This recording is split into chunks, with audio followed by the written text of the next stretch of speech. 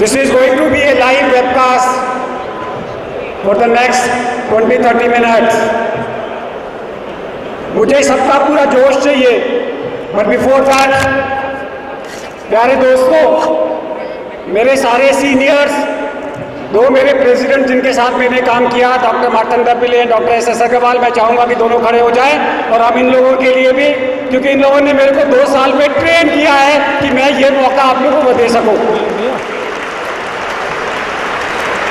I will also like to put and acknowledge Dr. Vinay Agarwal, Dr. Ravi, Dr. Mike, Dr. Tandon and Dr. Ashokan, जिनके बिना मैं आज आपके सामने बोल नहीं पाता। I'll request you to stand, all of you, and everybody to clap for them. Dr. Monga and Dr. Vijay Malhotra and Dr. Satish Tyagi from Delhi. Thank you everybody. Thank you CWC members. आप सोच सकते हैं मेरी आवाज़ बैठ गई है।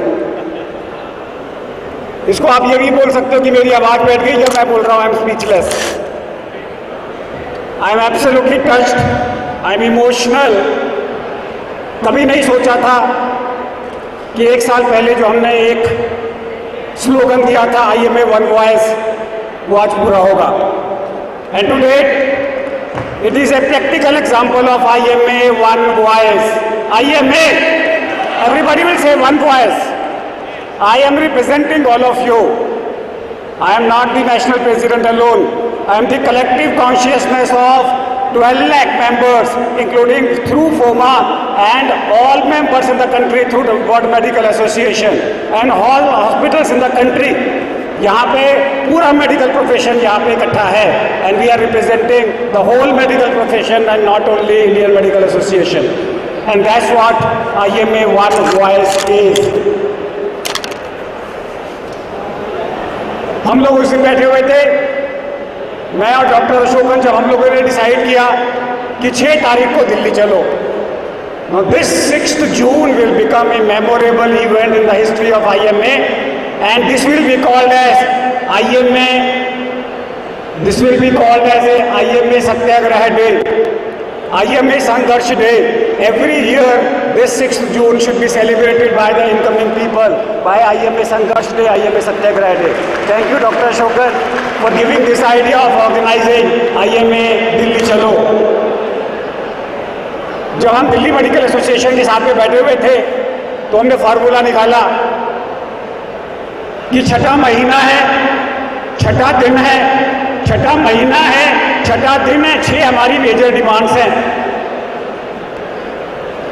और हम चाहते हैं कि हर स्टेट से कम 6,000 लोग जुड़े और हम कहते हैं कि 6 हफ्ते में हमारी डिमांड्स पूरी होनी चाहिए। अगर 6 हफ्ते में हमारी डिमांड्स पूरी नहीं हुई, जो मैं बातचीत करूंगा, तो हम क्या करेंगे? डॉक्टर अशोकन, हम क्या करेंगे?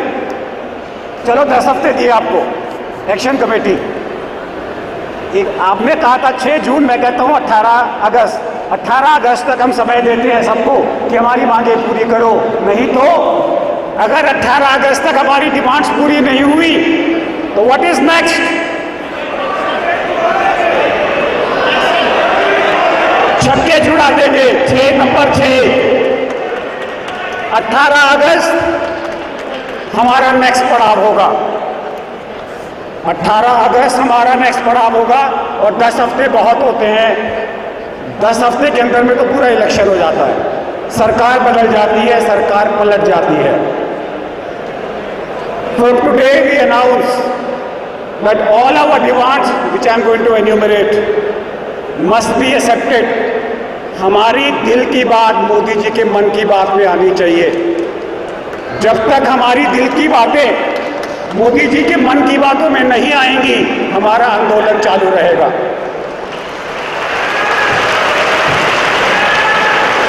कहते हैं जो लोग तालियां बजाते हैं उनको हार्ट अटैक नहीं होता, और अगर आप चाहते हैं आपको हार्ट अटैक ना हो तो ताली बजाते जाओ। अभी भी कम बज रही हैं।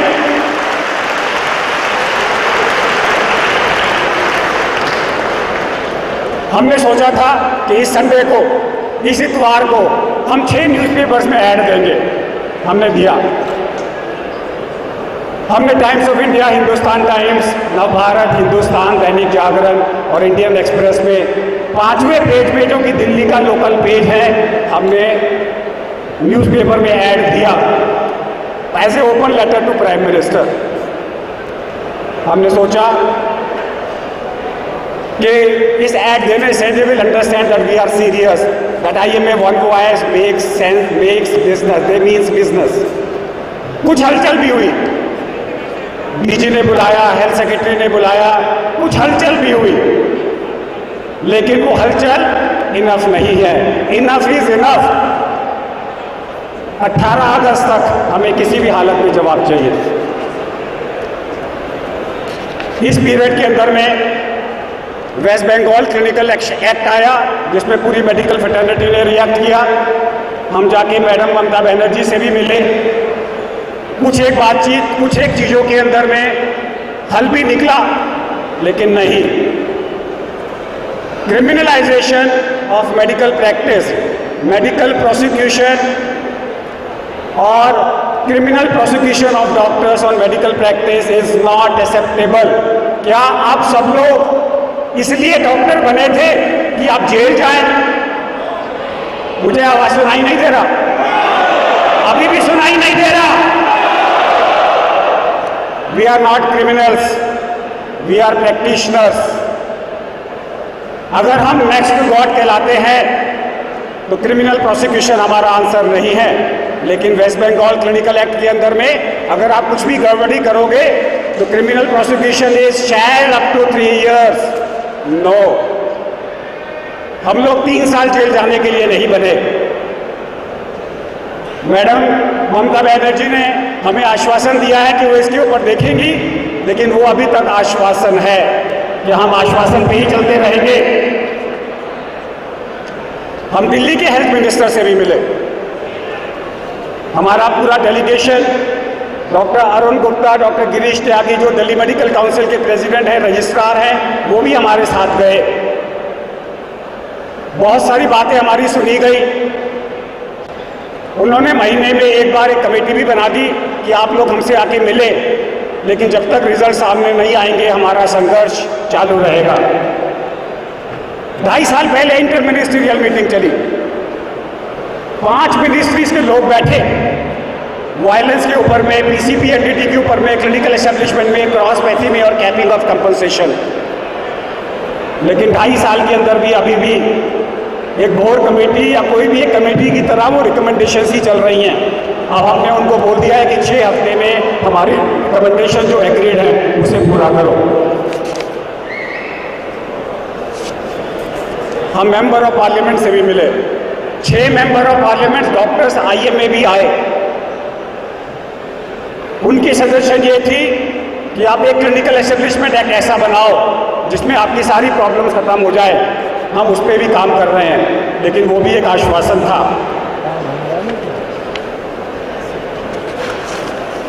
हर लेवल पे हम लोगों ने सॉल्यूशंस करने की कोशिश करी। हम जानते हैं कि स्ट्राइक करना गलत है, इसलिए हमने सत्याग्रह किया। लेकिन एक समय हमें ऐसा आ रहा है, ऐसा लग रहा है कि सरकार बिना स्ट्राइक के सुनती नहीं। Let us all force our medical, all professional MLAs, MPs and कि हमें स्ट्राइक पे मत जाने दो। Our next campaign will be हमें स्ट्राइक पे मत जाने दो 18 अगस्त, ताकि हमको बिना किसी मेंटल टेंशन के हम लोगों का इलाज कर सके। यही हमारी डिमांड होगी कि 18 अगस्त की हमें स्ट्राइक पे मत जाने दो। Don't force us to go on strike, therefore meet all our demand before 18 August. जैसे स्टूडेंट्स की एक डिमांड थी कि मुझे काम करने दो, वैसे ही मैं कह रहा हूँ मुझे प्रैक्टिस करने दो। मेरे को तंग मत करो, मुझे प्रैक्टिस करने दो। We want time bound solutions. I'm going to take out few of the main points which we are talking about. How come everybody, including the government, is silently watching the incidents of violence against doctors? Why? एक भी violence होता है तो मोदी जी की आवाज क्यों नहीं निकलती? एक भी डॉक्टर पे अटैक होता है तो हेल्थ मिनिस्टर सामने क्यों नहीं आते और उसको कंडेम क्यों नहीं करते? सारे चीफ मिनिस्टर्स की मीटिंग्स होती है, हेल्थ मिनिस्टर्स की मीटिंग होती है, वो इसके बारे में चर्चा क्यों नहीं करते? क्यों ये चर्चा नहीं होती? क्यों नहीं सेंट्रल एक्ट वायलेंस का लेकर आया जाए? सरकार कहती है कि स्पेशल लॉ बनेगा, तो क्यों ना बने? वो कहती है कि एक्ट में लाने के लिए 2 साल लगते हैं, तो ऑर्डिनेंस क्यों नहीं आ सकता? क्यों नहीं सरकार 8 हफ्ते के अंदर अंदर एक ऑर्डिनेंस ला सकती? क्यों नहीं ला सकती ऑर्डिनेंस? जब 18 स्टेट्स के अंदर में एक एक्ट है, तो सेंट्रल एक्ट क्यों नहीं? We want, what do we want? We want central act against, so our first demand is, we want central act against violence. We want, जोर से बोलिए, central against violence. We want, और याद रखिए, कोई आदमी मुझे मारता है या मेरे मन को मेंटली डिस्टर्ब करता है, मैं तो भाग जाऊंगा आईसीयू से, और जो आदमी मर जाएगा मेरे वहां भगने से। तो any violence against medical profession should be an imprisonment for 14 years. इसके लिए सब लोग 14 बार तालियां बजाएं। ईच ताली फॉर 1 ईयर।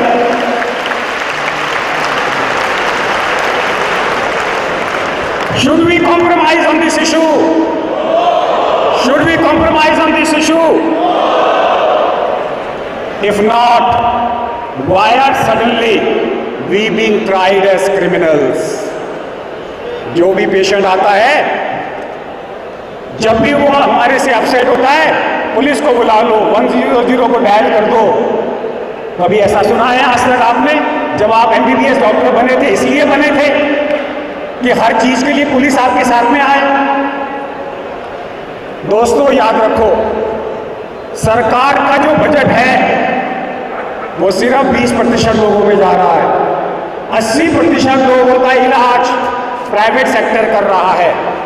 तो सरकार की नाकामी के कारण से हमारा वर्कलोड ज़्यादा है, और उस वर्कलोड ज़्यादा होने के कारण से अगर किसी की पिटाई होनी चाहिए तो वो डॉक्टर नहीं है।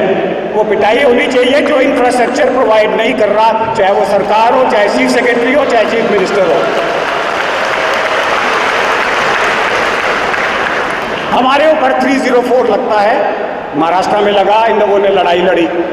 304 के लिए 2 चीजें होनी चाहिए। या तो आपका माइंड क्रिमिनल होना चाहिए कि हम किसी का इलाज करते हैं कि हम उसको मारेंगे, क्या हम किसी का इलाज करते हैं कि गलत दवाई देंगे। दूसरा है नॉलेज, कि आपको नॉलेज थी लेकिन आपने पेशेंट को नहीं बताया। तो 304 is not applicable to medical profession. 304 is, सब लोग बोलेंगे, not applicable to medical profession. 304, और अगर 304 एप्लीकेबल नहीं है तो 304A भी नहीं लग सकता हमारे ऊपर में। उसके में जैकोब मैथ्यू की गाइडलाइंस थी कि MCI और मिनिस्ट्री ऑफ हेल्थ मिलकर गाइडलाइंस बनाएगा कि पुलिस कैसे इंटरफेयर करेगी। आज 17 साल हो गए, वो गाइडलाइंस नहीं बनी। क्यों? सुप्रीम कोर्ट के ऑर्डर के बाद में भी क्यों सरकार गाइडलाइंस नहीं बना रही कि क्रिमिनल नेग्लिजेंस को पुलिस कैसे हैंडल करे? और अगर सरकार नहीं बनाएगी तो हम बनाएंगे, IMA बनाएगी वो गाइडलाइंस, और फिर हम फोर्स करेंगे सरकार को कि इसको इम्प्लीमेंट करो। बार बार लोग बोल रहे हैं कि क्लिनिकल एस्टेब्लिशमेंट एक्ट गलत है। एक model clinical establishment act IMA बनाएगी। हमारी नेक्स्ट डिमांड होगी कि इस एक्ट को इम्प्लीमेंट करो और पुराने एक्ट को हटाओ। समय आ गया है कि मेडिकल प्रोफेशन एक्ट्स को बनाए और इस वन वॉइस के साथ में लेकर जाए। हम पॉलिटिक्स में नहीं आ रहे। आज अगर हम आना चाहें तो इस स्ट्रेंथ के साथ में हम 500 मेंबर ऑफ पार्लियामेंट भी लड़वा सकते हैं, कोई रोक नहीं सकता हमारे को। क्या सरकार ये चाहती है हमसे कि हम सब लोग भी यहाँ पे 500 मेंबर ऑफ पार्लियामेंट लड़वाएं और फिर हमारे में से 8-10 जीत के आ जाए और फिर हमसे वो नेगोशिएट करें? क्या ये चाहती है सरकार? कि हम इसके लिए डॉक्टर्स बने थे, लेकिन अगर ऐसा मौका आया तो सोचेंगे इसके बारे में। Criminal prosecution against doctors is not acceptable. Criminal prosecution against doctors in medical practice is not acceptable. Everybody will see, not acceptable, not acceptable, not acceptable. Everybody.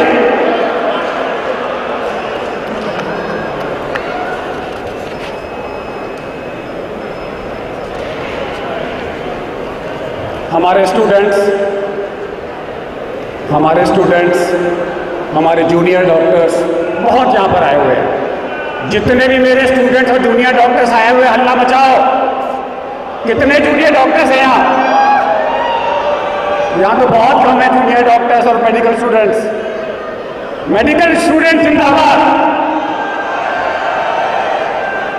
क्या हमारे मेडिकल स्टूडेंट्स ये डिजर्व करते हैं कि पास हो गए? जब हमारा मेडिकल स्टूडेंट पास हो जाता है तो सारे घर के लोग लड्डू बांटते हैं कि कल से मेरा डॉक्टर प्रैक्टिस करेगा। एंड सडनली उसको बोला जाता है, सॉरी डिग्री तो मिल गई लेकिन तू प्रैक्टिस नहीं कर सकता, अभी एक और एग्जाम देगा। तो क्या कभी हमने सुना है कि लॉयर्स को या किसी और जगह पे आपको डिग्री मिलने के बाद में आप प्रैक्टिस चालू नहीं कर सकते? नहीं। Say no to next. Next is only 18 August, but not that next as an exam. नहीं, हमारे स्टूडेंट्स को तंग मत करो, उन्हें पढ़ने दो। बार बार उनका एग्जाम मत लो, और अगर एग्जाम लेना है तो फाइनल MBBS का कॉमन एग्जाम लो। नहीं तो हमारे मेडिकल स्टूडेंट के साथ में आप जाति कर रहे हो। क्या आप चाहोगे? क्या भारतीय पार्लियामेंट चाहेगी? क्या भारतीय पार्लियामेंट चाहेगी कि सारी पार्लियामेंट को डिसॉल्व करके 20 मेंबर की supreme court recommended oversight committee बन जाए? सारी पार्लियामेंट्स को डिसॉल्व कर दो और 20 लोगों की कमेटी बना दो जो सरकार चलाए। अगर कोई ये नहीं चाहता तो हमारे साथ ऐसा क्यों? हमारे राइट्स, हमारी मेडिकल काउंसिल के राइट्स, हमारे इंडिविजुअल डॉक्टर्स के राइट्स, अगर आज आप में से कोई भी मेडिकल काउंसिल ऑफ इंडिया में इलेक्शन में जाना चाहता है तो आप इलेक्शन लड़ सकते हो और घुस सकते हो। लेकिन अगर सारे हमारी प्रोफेशनल ऑटोनॉमी चली जाएगी और सारे लोग, अगर हमारे नेशनल मेडिकल कमीशन बन गया तो क्या होगा? Medical regulatory bodies can not be nominated, they have to be elected. Say no to NMC। आवाज नहीं आ रही। No to NMC। आज हम लोगों के ऊपर में ब्लेम लगाया जाता है कि डॉक्टर्स कमीशन लेते हैं, कट्स लेते हैं, कमीशंस लेते हैं। कोई भी referral with service providing is not a cut and a commission. आज हमारे ऊपर में पेशेंट्स कोई भी एलिगेशन लगाता है, हमारा मीडिया ट्रायल चालू हो जाता है। सब लोग ध्यान से सुनिए। I want your attention for 2 minutes. आज एक लड़की को कोई छेड़ता है और मीडिया उसको रिपोर्ट कर दे तो उस मीडिया वाले को जेल हो जाती है। You cannot disclose the name of a girl who has been alleged to be sexually assaulted. तो वो डॉक्टर जो कभी कन्विक्ट ही नहीं हुए, आज एक पेशेंट आके बोलता है कि ये डॉक्टर चोर है, और अगले दिन में अपनी बस में छाप देते हो बड़े बड़े नाम के साथ में, डॉक्टर को डिफेम कर देते हो, उसकी 20 साल की मेहनत खराब कर सकते हो। क्यों नहीं सरकार वैसा ही एक लॉ लेकर आए कि डॉक्टर का नाम मीडिया में डिस्क्लोज नहीं होगा जब तक वो कन्विक्ट ना हो जाए? क्या आप मेरे से एग्री करते हैं? अगर एग्री करते हैं तो सब लोग लेटर्स लिखो, एक मूवमेंट लेकर आओ कि हम लोग क्रिमिनल्स नहीं हैं। Unless convicted I can not B, my name can not be disclose in the media. That's not my job. आज के दिन में कोई भी आदमी मेरे ऊपर में 2 मिनट में डिफेम करके मेरे को बदनाम कर देता है, मेरी 20 साल की प्रैक्टिस खराब कर देता है। यस, बिल्कुल नहीं।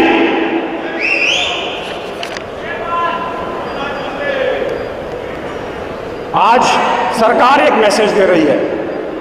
आज ये भी एक इंपॉर्टेंट पॉइंट है।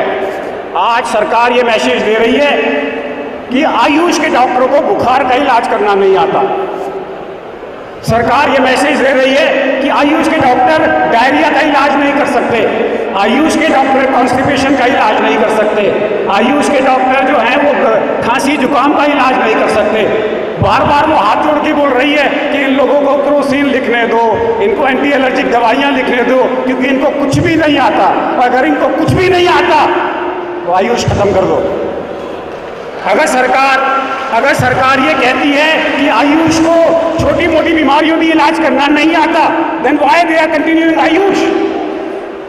और let them excel in their field. अगर सरकार चाहती है कि आयुष रहे तो आयुष अपनी फील्ड में एक्सेल करे। अगर आयुष एक्यूट इमरजेंसीज ठीक नहीं कर सकता तो उनको हक नहीं है एक्यूट इमरजेंसीज में घुसने का। अगर वो सिर्फ प्रिवेंशन के लिए है तो let they be only for prevention. अगर होम्योपैथी सिर्फ एलर्जी के लिए या फिर अगर उनको फीवर का इलाज करना आता है तो फिर आयुष को क्रॉसपैथी क्यों, उनको मॉडर्न मेडिसिन क्यों? ये मैसेज सब लोगों के पास में जाना चाहिए। हम लोग आयुष के खिलाफ नहीं है, वो अपनी फील्ड में काम करे, हम अपनी फील्ड में काम करें, लेकिन वो ये मैसेज दे रहे हैं कि हमें कुछ भी नहीं आता, हम तो एलोपैथी प्रैक्टिस करेंगे, नो बैकडोर एंट्री।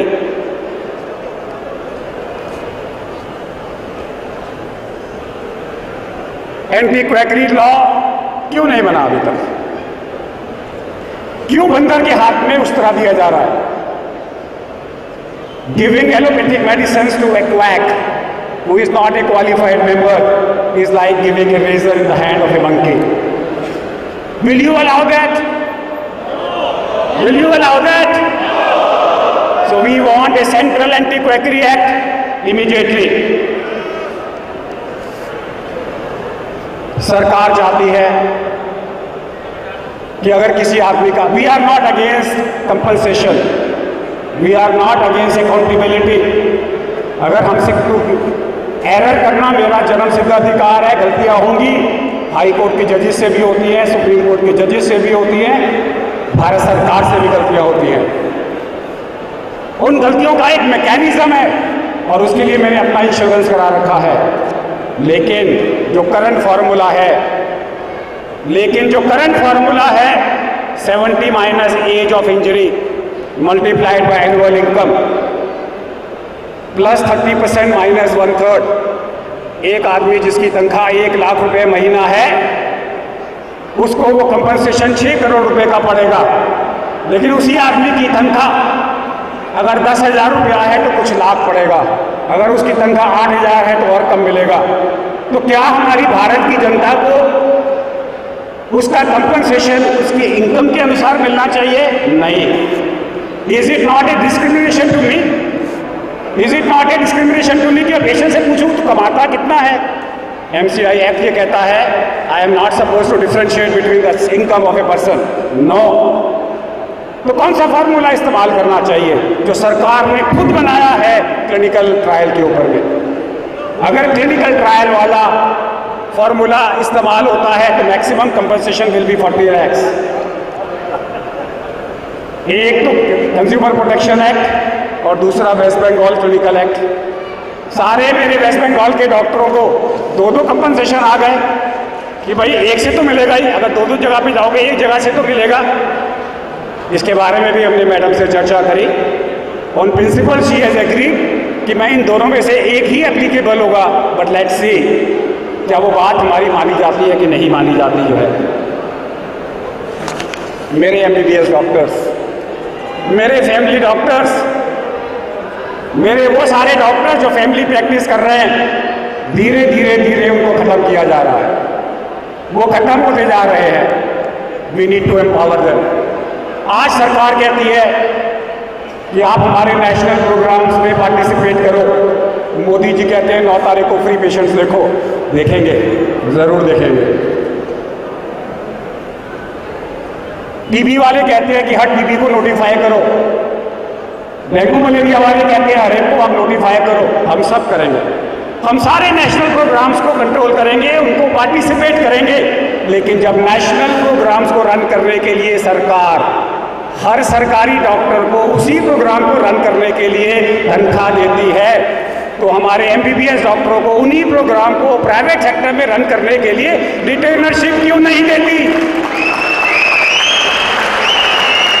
आज अगर हमारे सारे family doctors national rural health mission या नेशनल अर्बन हेल्थ मिशन में आ जाए और सरकार के लिए काम करे, तो जितना पैसा सरकार का लगेगा उससे ज़्यादा सरकार तो पैसा बर्बाद कर देती है। लेकिन सारे डॉक्टर्स आज से यही बड़ी प्रण लो कि हम फ्री काम सरकार के लिए क्यों करें, क्योंकि सरकार अगर अपने सरकारी कर्मचारियों को तनख्वाह देती है तो हमको भी कुछ ना कुछ रिटेनरशिप दे।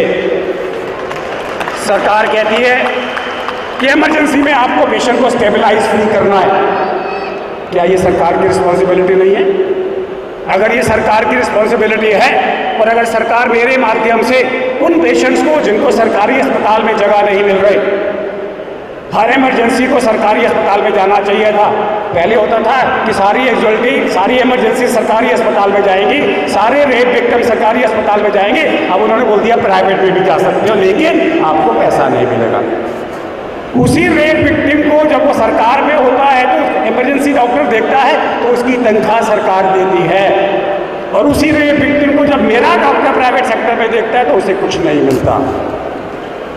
हमारे को कंपनसेशन चाहिए हर चीज को, हर इमरजेंसी को जो हम देख रहे हैं, हर इमरजेंसी को अगर हम टैकल कर रहे हैं, जो सरकार की ड्यूटी है, सरकार हमें रिवर्स करे। दिल्ली सरकार ने कहा है हम करने को तैयार हैं, लेकिन CGHS रेट्स में भी 30% काट लेंगे। पहले ही CGHS रेट बहुत कम है। इसके लिए मैं डॉक्टर अरुण गुप्ता से रिक्वेस्ट करूंगा। अरुण जी आप बैठे हैं? डॉक्टर अरुण जी, हमारे को CGHS रेट में करवा के दीजिए तो भी हमें लगेगा, लेकिन अगर हम 30% उसमें भी काट देते हैं तो हमारे पास कुछ नहीं बचेगा। उसके साथ में जो है अरुण जी हमारे रिप्रेजेंटेटिव हैं to the health ministry government of Delhi. We want to empower MBBS doctors. हमारा MBBS डॉक्टर याद रखिए, they are the backbone of the society. MBBS doctor is the backbone of the society. उसको अगर आप इज्जत नहीं दोगे तो कुछ नहीं होगा। ये सारे MBBS डॉक्टर्स आज की डेट में तड़प रहे हैं। हमारी यूनिटी फॉर MBBS डॉक्टर्स, या कोई MBBS नहीं है? जिंदाबाद बोलो।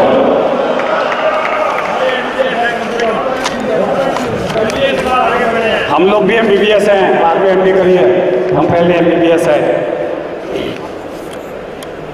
क्या आपको नहीं लगता, क्या आपको नहीं लगता कि भारत में कोई भी पॉलिसी आनी चाहिए जिसमें हम लोग ना हो? भारत की हर पॉलिसी में IMA का रिप्रेजेंटेटिव होना चाहिए, और स्टेट में स्टेट का रिप्रेजेंटेटिव होना चाहिए, और म्यूनिसिपल में म्यूनिसिपल का लोकल ब्रांच का रिप्रेजेंटेटिव होना चाहिए। कोई भी पॉलिसी बनती है, it has to be, you have to involve the people who are in the, जो सड़क पे हैं। आज आप सब लोग वो हो जो फ्रंट पे लड़ रहे हो, तो आप समझ सकते हैं कि मेरे दिल की आवाज़ क्या निकल रही है। लेकिन वो सरकार जो कमरे में बैठ के डिसाइड कर रही है, उन्हें क्या पता है हार्ड लाइफ क्या है, कि डॉक्टरों को क्या क्या बसलना पड़ रहा है उसके साथ में जो है।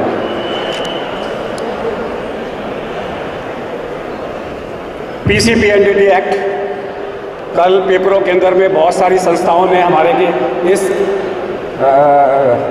सत्याग्रह को कैंसिल करने के लिए उन्होंने पेपरों के अंदर में इंटरनेशनल मीडिया को बुला लिया कल, और इंटरनेशनल मीडिया में लोगों को बोलने की कोशिश करी कि IMA चाहता है कि IMA के डॉक्टर सेक्स डिटर्मिनेशन कर रहे हैं और उन्हें पनिशमेंट ना हो। नहीं, अगर कोई डॉक्टर चाहे वो हमारे प्रोफेशन का हो, चाहे हमारे IMA का मेंबर हो, चाहे वो IRA का मेंबर हो, चाहे वो फॉक्सी का मेंबर हो, अगर कोई डॉक्टर किसी फीमेल फीटिसाइड में इन्वॉल्व होता है, या अगर वो सेक्स डिटर्मिनेशन करता है for the purpose which is illegal, IMA तो उसको निकालेगी, फॉक्सी भी निकालेगी, IRA भी निकालेगी अपनी मेंबरशिप से। हमारे को ब्लैक शीप्स हमारे को नहीं चाहिए। कुछ ब्लैक शीप्स के कारण से हमारी मेडिकल प्रोफेशन खराब नहीं हो सकता। Let us B clean. अगर हमारे मेंबर्स में से कोई भी करप्शन करता है और हमारे प्रोफेशन की बदनामी करता है, निकाल दो उसको अपनी एसोसिएशन से। ये मैसेज घर घर में जाना चाहिए, क्योंकि सारे जो कंज्यूमर एक्टिविस्ट हैं वो ये सोच के चल रहे हैं कि IMA का काम है कि ब्लैक शिप को संरक्षण देना। लो, जब हम मैडम ममता बनर्जी से मिले हमने पूछा मैसेज, मैडम आपका मैसेज जा रहा है कि डॉक्टर्स जो हैं वो करप्ट हैं। तो मैडम का इंस्टेंट सवाल था 99% of the doctors are honest and that message has to go. मेरे को एक बात आप लोगों से भी करनी है और मैं आज इस मंच से उसको बोलने जा रहा हूं। कल हमें हेल्थ सेक्रेटरी ने बुलाया, डीजी ने बुलाया, सबने बोला, सबने एक ही चीज बोली कि डॉक्टरों का दुश्मन कौन? यस, उन्होंने बोला डॉक्टरों का दुश्मन डॉक्टर। आज से एक दूसरे को क्रिटिसाइज करना बंद करो।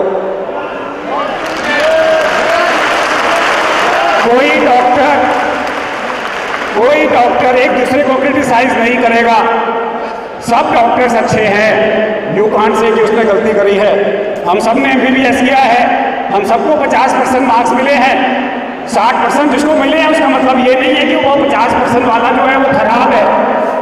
पासिंग मार्क 50% है। जितने भी डॉक्टर्स हैं, we are not suppose to have maximum degree of skill and knowledge, we are only suppose to have average degree of skill and knowledge. अगर कोई डॉक्टर किसी दूसरे डॉक्टर को क्रिटिसाइज करेगा, काउंसिल एक्शन ले या ना ले, हम लोग जरूर उसको नोटिस भेजेंगे कि तुम मेडिकल प्रोफेशन को बदनाम कर रहे हो। आज मैं 6 महीने तक, 1 साल तक मैं मेडिकल काउंसिल ऑफ इंडिया के अंदर में था, एथिक्स कमेटी के अंदर में। आप ये तो छोड़िए, वहां पे तो डॉक्टर्स चले आ रहे हैं, वो सारे डॉक्टर चले आ रहे हैं कि हम दवाई देना चाहते हैं कि दूसरा डॉक्टर ने गलत किया है। नहीं, वी विल नॉट। अगर आपको लीगल प्रैक्टिस करनी है तो MBBS की आप डॉक्टरी छोड़ दो, आप लीगल प्रैक्टिस करो। You can not be a lawyer and a doctor both together. You can not say कि I am a doctor and I am going to talk about against the medical profession. No, The answer is big no. We are not supposed to criticize each other. आज से हम किसी भी दूसरे doctor के खिलाफ दवाई नहीं देंगे, उसके खिलाफ नहीं लिखेंगे। और अगर आपको लगता है कि कोई डॉक्टर गलत काम कर रहा है, हमारे इस फोरम में लेकर आओ, इसी 10,000 जनता के बीच में हम उसको जवाबदाही बनाएंगे कि तूने ऐसा क्यों किया। Let the profession decides who is wrong and who is right and not the public. ये मैसेज घर घर तक जाना चाहिए कि हम लोग एक दूसरे को क्रिटिसाइज नहीं करेंगे उसके साथ में जो है।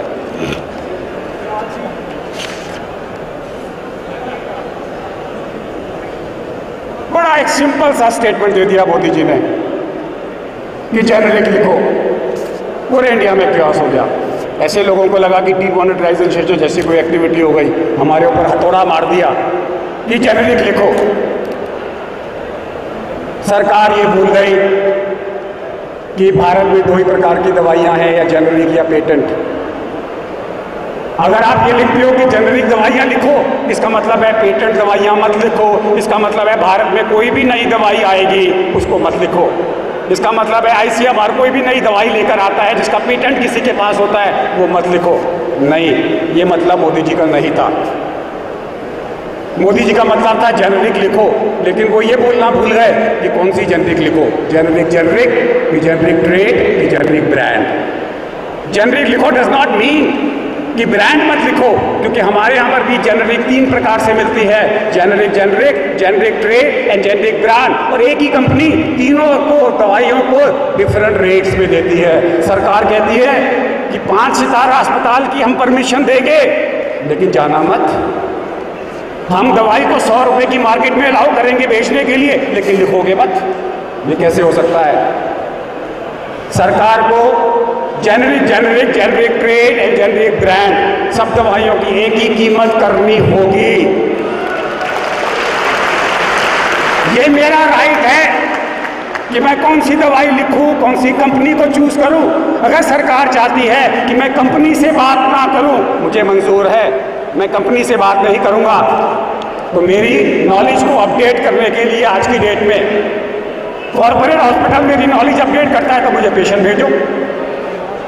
कोई कंसल्टेंट स्पॉन्सरशिप लेकर आता है तो बोलता है मुझे पेशेंट भेजो, फार्मास्यूटिकल आती है, हम हमारी नॉलेज बढ़ा रहे हैं तो हमारे को पेशेंट भेजो। क्या गलत है? ये काम सरकार को करना चाहिए कि काउंसिल को या सरकार को हमारी नॉलेज को हर साल अपडेट करना चाहिए।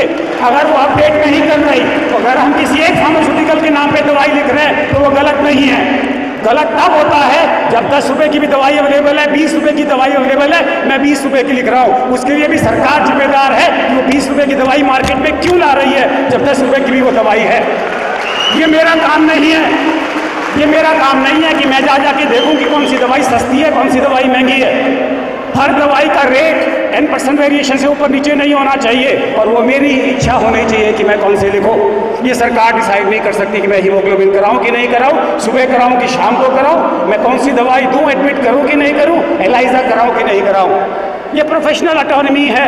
We are not a trader, we are not a shopkeeper कि आप ऐसा कर लो ऐसा कर लो। मेरी professional autonomy is patient centric medicine.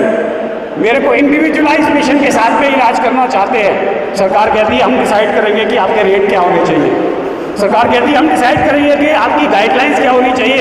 That can only be an advisory, that can not be mandatory. क्या सरकार मेरे रेट्स को डिसाइड करेगी? क्या हम पहले से चैरिटेबल नहीं है? क्या हम कलर डॉपलर की मशीन डॉलर में नहीं खरीदते और रुपए में चार्ज करते हैं? जो कलर डॉपलर 25,000 रुपये का अमेरिका में हम 3,000 रुपये में कर रहे हैं और 3,000 के बाद में भी हम कहते हैं कि आप लूट रहे हो। अरे लूट तो अमेरिका वाले रहे हैं जो उसी मशीन पे जो हम 3,000 पे करते हैं वो उसी मशीन पे उसी रेट के ऊपर में 25,000 का टेस्ट कर रहे हैं। हम लोग चैरिटेबल थे, हैं और रहेंगे उसके साथ में जो है। हमने आज हमें एक मेडिकल एस्टेब्लिशमेंट खोलना है। पीसीपी एंड इंडिया से रजिस्ट्रेशन लो, इससे रजिस्ट्रेशन लो, उससे रजिस्ट्रेशन लो। हम वेस्ट बंगाल गए, अगर आपने दुर्गा पूजा करनी है सिंगल विंडो, दिल्ली में रामलीला के लिए सिंगल विंडो, डॉक्टरों के लिए सिंगल विंडो नहीं। डॉक्टरों को रजिस्ट्रेशन के लिए सिंगल विंडो चाहिए, डॉक्टरों को अकाउंटेबिलिटी के लिए भी सिंगल विंडो चाहिए। हम चाहते हैं कि हमारे अगेंस्ट कोई भी कंप्लेन हो तो एक ही कमेटी उसको देखे, चाहे वो मेडिकल ट्रिब्यूनल हो, चाहे वो स्टेट मेडिकल काउंसिल हो, और वो डिसाइड करे कि ये कंपनसेशन के लिए कंज्यूमर में जाएगा कि ये क्रिमिनल के लिए कहीं और जाएगा कि छूट जाएगा। 10 जगह पे हम ट्राई नहीं करना दे सकते अपने आप को। नो, हाई कोर्ट के अंदर में भी अगर कोई आदमी डिससेटिस्फाइड होता है तो उसी हाई कोर्ट के जज के पास दोबारा जाता है कि सुप्रीम कोर्ट में नहीं जाता। उसी तरीके से we want a single window accountability. हमें 25,000 सीटें MBBS की PG के अंदर में चाहिए। कि आप नहीं चाहते कि जितने भी डॉक्टर्स फैमिली प्रैक्टिस करना चाहते हैं MBBS के बाद में ऑटोमेटिकली वो फैमिली डॉक्टर्स का उनको पोस्ट मिल जाए और 2 साल की MD करने के बाद में या 3 साल की फैमिली मेडिसिन करने के बाद में प्रैक्टिस करें? क्यों हमारे डॉक्टरों को MBBS करने के बाद में बाहर जाना पड़ रहा है? We want 25,000 extra seats in PG on family medicine.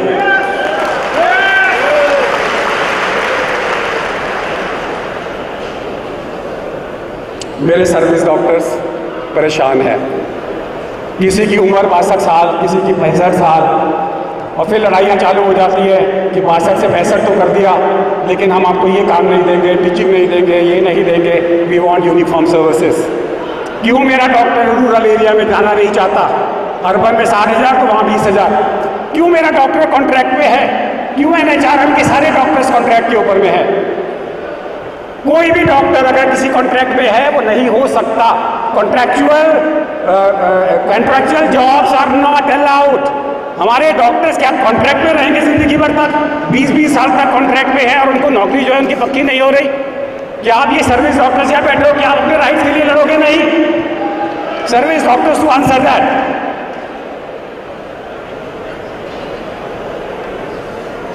मेरा एक दो चीजें मेरी और हैं। हम चाहते हैं कि सरकार चाहे वो स्टेट सरकार हो चाहे वो भारत सरकार हो, महीने में एक बार हमारे साथ मीटिंग करे। स्टेट के रिप्रेजेंटेटिव और सेंटर के representatives, we have written it to ministry, 1 महीने में एक बार मिल के बैठे और चिंतन करें और हर पॉलिसी जो हेल्थ से रिलेटेड है उसमें Indian medical association and medical profession should B indispensable, क्या आप सब लोग मेरे इन मुद्दों के साथ में हैं? जोर से बोलिए, क्या आप मेरे साथ में हैं? क्या हम सरकार को 18 अगस्त तक का टाइम दें? अगर सरकार 18 अगस्त तक हमारी बातें नहीं सुनती तो what next?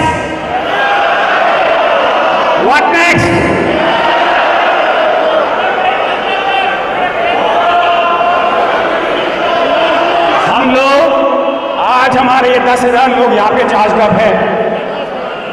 Everybody is charge up. Slogan हमारा है, हमें स्ट्राइक पे मत जाने दो। Don't force us to go on strike from 18th of August. मेरे ये 10,000 लोगों को मैं मना नहीं पाऊंगा, ये क्या करेंगे जनता जानेगी। तो इसलिए घर घर में मैसेज आना चाहिए। और अगर मेरे मीडिया भाई भी यहाँ पर हैं, हमारा मैसेज यही है, 18 अगस्त तक हमारी बातें मोदी जी की मन की बातों में आए। हम चाहते हैं कि मोदी जी की तरफ से नेक्स्ट 2-3 दिन में एक आश्वासन भरा ऐड आए कि हम मेडिकल प्रोफेशन के लिए हैं। और अगर ऐसा नहीं हुआ तो 18 अगस्त के बाद के सारे डिसीजंस आप लोग लोगे, मैं नहीं लूंगा। Thank you very much.